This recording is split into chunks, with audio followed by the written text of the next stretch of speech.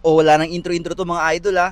Simulan na agad natin ang laro. Let's go! Ang kalaban nga pala namin dito ay ang Team Celtic. At syempre kami naman ang Team Sirland Vlog. Ito nga pala ang una namin naging laro sa lahat ng mga pinasahan naming liga. Gusto ko na agad mag-sorry Lord dahil sa pinakaunang laro namin ay hindi kami nakapag-pray. Pero salamat pa rin po sa gabay at patnubay. O siya mga idol, focus na tayo sa game. Dito nga makukuha ng Team Celtic ang possession. At ito agad ang unang bitaw nila oh. Isang 3-point shot agad mula kay Labaw. At pumasok nga yan. Ang gandang bawi ng ginawa rito ng ating team. Nice spin move by Glopas. And easy 2 points para kay Albion. At sinagot nga yan na napagandang pasan ni Labaw. 2 points din yan para sa Team Celtics. Grabe talaga trumabaho si Labaw dito. Talagang singit ng singit. Mapadepensa o opensa. Ang hustle talaga gumalaw. At syempre hindi naman papatalo dyan ang ating player. Grabe rin hustle nito ni Glopas mga idol. Talagang dive kung dive. At ayun, jump ball nga. Possession na naman ng Team Celtic. At nakailabaw na naman ng opensa oh. Gandang step back jumper nun. Basket na naman yan para kay Labaw. At ito na mga idol. Nagkaroon na tayo ng pagkakataon para makita ang game nila. At napag-aralan ng kaunti. Nakita nga natin dito. Meron silang assassin na talaga nga namang kayang bumuhat sa team. Kaya ano pa nga bang dapat natin gawin sa ganyang pagkakataon? I-focus lang ang depensa sa kanya at atakihin siya ng atakihin sa opensa. At dito nga ay nag-change 4 na tayo. Pero dahil 6 lang kami, 2 lang ang pinalitan natin. Pinasok na natin dito si Collado at Espedido. At bigyan natin ng 10 palakpak dito si Glopas dahil sa napakalupit niyang depensa. Dito nga kahit natumba siya, talaga nga namang good and honest defense pa rin ang ginawa niya. At dahil pumasok na nga si Collado, makakakita na naman tayo ng mga no-look pass. Gandang ikot ng bola rito. Sabay finger roll ni Tiin. At ito na mga idol, sinasabi kong patience ni Glopas. Napakagandang depensa nun kaya nakakuha siya ng offensive foul mula kay Labaw. At pagtapos nun yung hustle defense, natapik niya agad yung bola. Meron na nga pala agad ng 3 personal foul to si Labaw. Kaya ayun, unti-unti nang gumagana ang ating plano. At dito nga sa napakagandang depensa ni Glopas ay nakakuha ng 3 seconds violation mula sa kanyang teammate. Kaya napupunta sa amin ng possession. Dahil ito nga ang plano natin, na isalaksak at puro perimeter lang ang tira ng bola. Ay talaga nga naman naging effective ito. Dahil swak din to sa mga laruan ni Collado. At isang napakagandang depensa na naman ang pinamalas dito ni Glopas. Pangalawang pagkakataon ay nakakuha na naman siya ng offensive foul galing kay Labaw. Kaya eto nga may 4 na personal na si Labaw. Medyo kitang-kita rito yung hingal ni Glopas. Kaya gustong-gusto niya magpasab. Pero dahil nasa first quarter tayo, change for to, ay bawal ang substitution dito. At eto nga, atake naman ating team. Ganda talaga ng ikot ng bola kapag nasa loob si Collado. At ayan, easy 2 points para kay Espedido. Mga idol, nakakapagtaka talaga dito si Labaw. Na kahit 4 na yung personal foul niya, ay wala pa rin takot bumangga. At talaga namang singit ng singit. At dito nga, nakapagpasabit na naman siya. Nakapag-take ng free throw. Isa nga lang palang pumasok dito. Lamang pa rin ng Team Celtics dito. Dahil sa napakahasa na galawan ni Labaw. At ayun nga, tuloy-tuloy ang plano. Gandang lipad ng ginawa ni Collado rito. Di pa rin dyan papatalo si Labaw. Talagang salaksak kung salaksak at nakakuha nga siya ng foul dyan. Pero ito mga idol, yun lang din talaga advantage kapag meron kayong coach sa labas. Talagang nakakakita ng play at nakakabasa ng laro. Dito kahit 4 na foul na si Labaw, wala pa rin preno, ganun pa rin gumalaw. Ewan ko ba sa batang to, nakakobra ata to Grabe yung energy Imagine mo sa loob ng first quarter may 4 na foul na agad siya. Tapos hindi man lang nagbabago yung laro. Talagang grabe pa rin yung depensa at opensa na pinapakita niya. Kaya dito ang utos ko ay trap na siya. Tutulong na ang isa pagka nag-switch para makapag-trap defense na kami. At turnover nga to para kay Labaw. Sa pagkakataong to mga idol talaga namang humabol na yung score namin. Easy 2 points yan para kay Tiin. At sinundan pa nga ito ng tip-in ni Tiin mula sa ilalim. Grabe sa totoo lang mga idol. Sa team namin napaka-nonchalant na player na to Parang hindi ko nakikitang nagbabagong facial expression nito. Kahit anong hirap sa laro. Talaga nga namang normal lang reaction niya. Dito nga ay kapos ng tira ni Labaw dahil siguro nga sobrang pagod na siya. At ang gandang dukot ng ginawa ng kakampi niya rito. Easy 2 points yan para sa Team Celtic. At dito nga sa play na to ay na-steal nila yung bola. Grabe hustle yung mga player na to Ang gandang drop ng ginawa niya rito. At easy 2 points na naman yan para kay number 21. Dito nga ituloy pa rin yung plano natin. Isalaksak lang yung bola. At walang titira sa labas kundi sa loob lamang. Gandang no-look pass ni Collado papunta kay Iglopas. Kaya yun, easy 2 points din. Kahit pagod at hingal na dyan si Iglopas, ay talaga nga naman makikita natin yun. Napakagandang depensa pa rin ay pinapakita niya. Hindi niya basta-basta pinapayagang makapasok si Labaw sa loob. Pero kahit good defense nga ito, ay better offense pa rin para kay Labaw. Grabe tingin ni Collado rito. Kung may pinaplano, kaya ito nasa amin ang possession, ay talagang dire-diretso si Collado sa ilalim. At ayan nga, easy 2 points yan para sa kanya. Imbang hustle play din yung ginawa rito ni Tiin. Kung titignan yung mga idol, akala ko siya yung tumumba. Pero nakakagulat siya pa rin yung nakapag-follow up. Grabing hustle play naman yun at easy 2 points nga yan para kay Tiin. Kung mapapansin yung mga idol todo kayod pa rin talaga rito ni Labaw. Sa kanya talaga naka-focus yung opensa At eto na nga mga idol, eto na yung resulta na gusto natin mangyari. Dito nga ay nagkaroon ng pagkakataon si Collado. Napasabitan si Labaw. Pagkatapos nga ng play na yan, tignan nyo. Grabe yung turo ni Collado kay Labaw. At sa pagkakataon nga na yan, ay nakuha niya ng kanya 5 personal foul.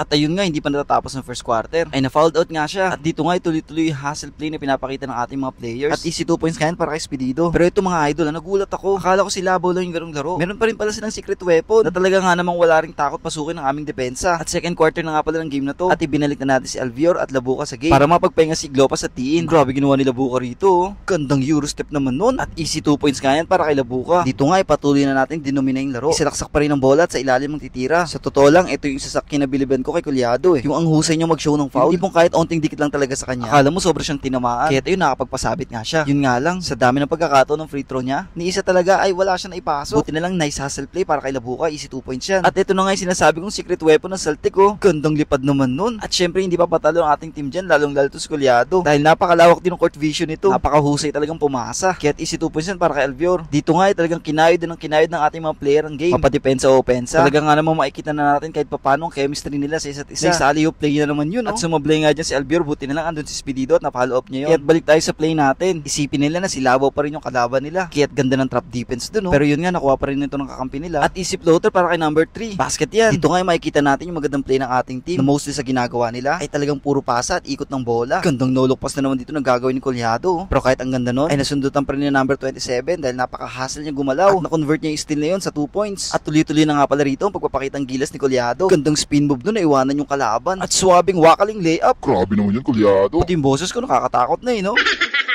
Dito nga dinoble team si Collado at hindi niya pa rin pinapasa yung bola kaya ayun na-steal. At grabe rin dito si Albert na-steal niya yung bola at tinira agad. Ayun, easy 2 points yan. Gandang honest defense dito yung ginawa nila Buka. Makikita mo rin yung talino ng batang ito. Tinapik niya nga ito kay Collado sa labas. At agad namang sinalaksak ito ni Collado. Gandang spin move nun kaya lang ayun, kapos at kinuha niya yung bola. Correct me if I wrong mga idol ha. Pero sa pagkakaalam ko kasi, kapag kinuha mo yung bola, nagaling ito sa iyong tira, at hindi naman intentionally na kumapos, ay pwede pa rin itong kunin. At wag lang i-dribble. Dahil doon ka na matatawagan ng traveling violation. Paki-correct nga po yun mga idol kung tama yun. At dalikat, bumalik na tayo sa game. Dito nga ang score natin ay 43 at 32. Lamang kami ng 11 points dyan. Mga idol, panoorin itong ginawa ni Collado rito. Napakagandang bullet pass nun. Papunta kay Albert sa ilalim. Kaya't easy 2 points yan para sa ating team. At eto na nga, tuloy-tuloy na ang ating pagdomina ng laro. Nariban ni Albert yung bola mula sa pagkakapos na tira ng kalaban. Kaya ayun, tinira niya agad. Easy 2 points yan. Gandang gulang din pinakita rito ng kanilang kalaban. Unting pump kay Albert, sabay rebound at fadeaway shot. Grabe yun, ang lupit. At ito yung sinasabi ko kay Collado. Na boss, bawasan yung masyadong pangahawi. Lalo kapag naiwanan mo na yung kalaban, sabay in-extend mo pa yung kamay mo. Matatawagan ka talaga dyan offensive foul. Grabe dito si Albior, talagang tinatrabaho yung game. At ito, balik na naman tayo kay Collado. Ito yung pagkakamali niya kanina, inulit na naman. Pag dinoble team na ng kalaban, automatic hanapan agad ito ng papasahan. Dahil tiyak na may malilibre dun eh. Kaya dahil nga dyan, i-steal ito ng kalaban. Buti na lang turnover din. Pero agad naman bumawi ulit sa Collado. Gandang pasa nun kay Labuka. At ang score nga natin nito ay 49-35. Tayo ng 14 points at saktong na turnover pa yung kalaban. Stepping on the line yung tawag. Dito ay susubok ulit ng ating team para dagdagan ng kalamangan pero yun, sumablay yung tiro nila Bukat na rebound ito ng number 21. Agad pinasa kay number 3 sa 3-point shot. At ayun, basket yan. Bigyan din natin ng credit. Ang magandang nilaro dito ni Espedido. Naging role player siya sa mga kasama niya at pinapaubayan niya opensa sa kanila. Kaya very good ka doon, Espedido. Sa totoo lang sa panahon ngayon, ito na yung bihirang gustong gawin ng mga player eh, ang maging role player. Lalo't pag may nakatapat na camera. Dahil palagi ang nasa isip nila ay magkaroon ng highlights. Pang my day nga naman sa Facebook at IG. Pero yun nga, saludo ako sa mga ganitong player na ang mas iniisip ay makapag-contribute sa game. Kahit walang masyadong score, ay satisfied sila kapag nabibigyan nila ng tulong at magandang play ang kanilang mga kakampi. Kaya sana mga idol sa ating mga young players ngayon, ay isa yan sa maging mindset natin sa game na wag puro highlights lang yung isipin, kundi paano makaambag sa game. Dahil sa totoo lang, hindi naman sa lahat ng pagkakataon ay palagi tayong good games. Hindi sa lahat ng pagkakataon ay palaging shoot ang tira natin. Kaya't kapag dumating tayo sa puntong yun at naging bad games tayo, isipin na lang natin na hindi lang naman pagpunto sa magiging role natin sa loob ng court. Dahil maaari tayong bumawi sa pamamagitan ng depensa, pagpasa, pag-rebound, pag-screen, pag-steal ng bola. O diba? Napakarami nating option para makatulong sa ating mga ka-teammate. Kahit ikaw sana na nanonood nitong video natin na to, ay nakakuha ka ng onting aral at kahit papanong diskarte sa paglalaro ng basketball. Dahil palagi natin tatandaan, ng basketball ay team sport na kailangan natin ng kooperasyon at tulong ng ating mga ka-teammates.